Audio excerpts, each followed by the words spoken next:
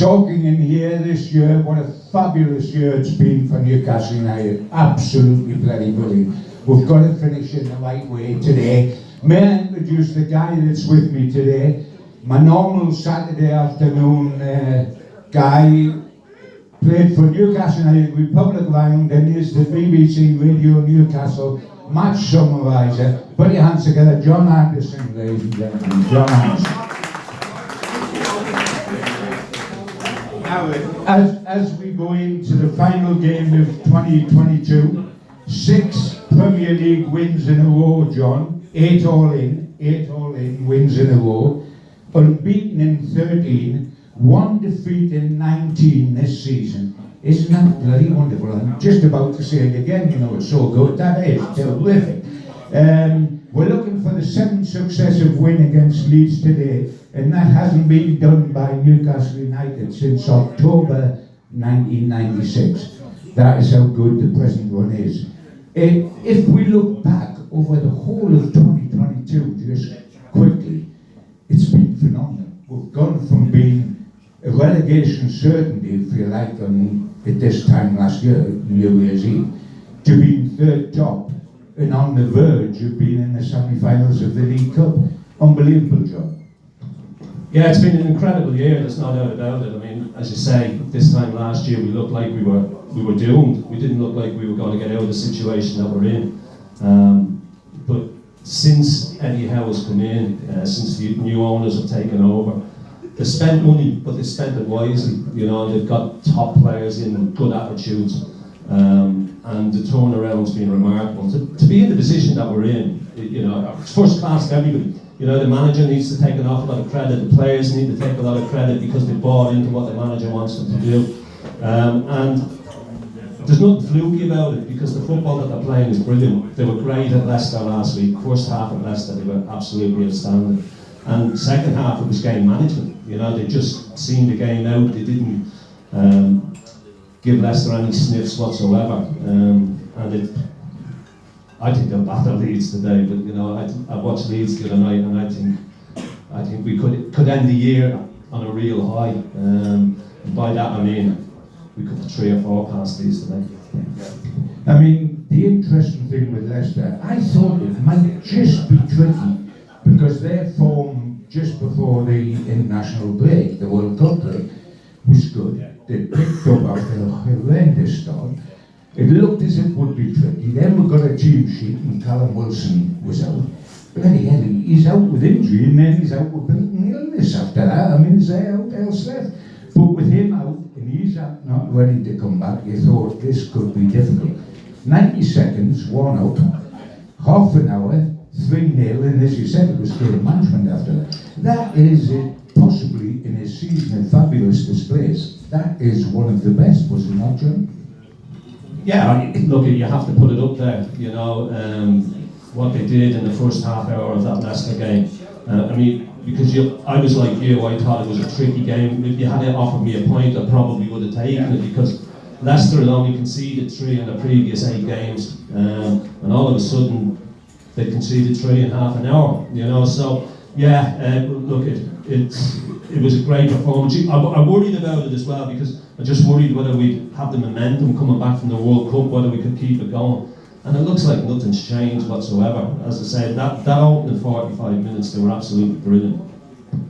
I mean, the incredible thing for me, guys, is it's not the new signings. Bruno's fabulous. Botman is fabulous. Trippier is fabulous. But we bought quality players. It's the change in the players we have.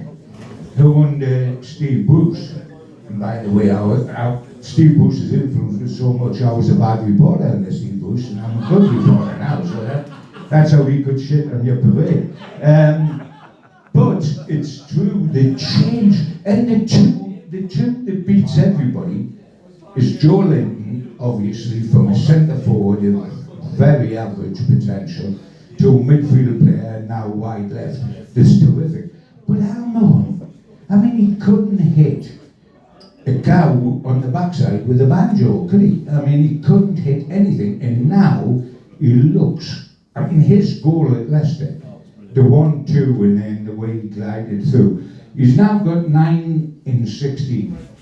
His figures before that with Newcastle, his 9 goals with Newcastle before this season took 110 games. He had 110 games to get 9 goals for Newcastle. He's got 9 goals in 16 games this season, and has looked a different player. Now, he needs a huge amount of credit for doing that, but so does anyhow Andy's coaches for just getting the confidence in. And he looked cool. He didn't seem the way he missed. He passed the ball into the net. Yeah, he always looked flustered in front of the goal. You never really fancied him when he was through. But I mean, as you say, the 9 and 16, the goal at Leicester was brilliant. I mean, but that partnership down that right-hand side with Trippier, Almiron, and Guimaraes as well, Bruno, they just work so well. I mean, the goal was sublime. I mean, he's just cut in off that right side, gave it and went. But the pass was brilliant. He didn't have the break stride, and he's just passed it in the corner. And he's a boy whose confidence is sky high. Look, he's not the only one. You go through the team, everybody, their confidence is sky high. They go out expecting to win every game. You know, they work great, the desire. What's great about them, John, is when they lose the ball, the determination and the willpower to get it back as quickly as possible. You know, they put a high squeeze on, one goes, everybody goes. It's just great to watch. I mean, the interesting thing, when you look at Newcastle prior to this complete revolution that's gone on, and it was all about St. Maximin. If St. Maximin didn't perform, Newcastle United didn't perform, it was kicked the ball to him in a hope. And now, he can't even get in the starting side, and he's still got the ability that he had, etc., but he can't get in because on one side you've got Almiron scoring a pile of goals, and on the other side you can argue that Longstaff and Willock, who weren't seen as anything particular under the previous manager. I mean, Longstaff was going into the championship on a transfer, and Willock had gone backwards since his great goals won. And all of a sudden they're doing so well, they can move Joe Linton out wide into St. Maximin's position. It's quite incredible. It is, you know, and I think the manager deserves, look, for me, he's manager of the season, manager of the year. You know, if you were giving out a manager of the year for 12 months, he'd win it hands down, you know, for the job that he's done.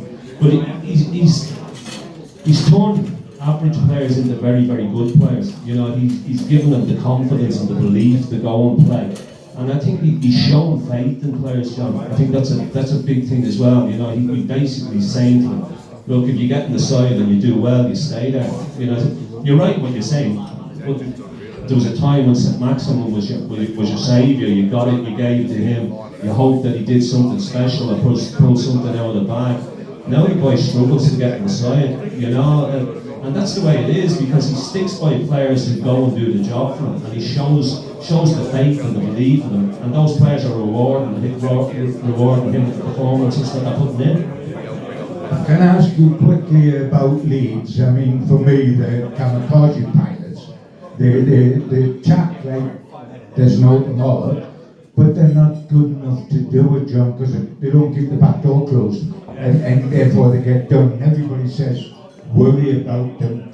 They're kamikaze pilots, they're fit, they go forward, they're on the front foot, they won at Liverpool. Yeah, they won at Liverpool, but they've lost 5 out of 7 away from home. And that tells you how good they are or how good they're not. The Leeds challenge today for you?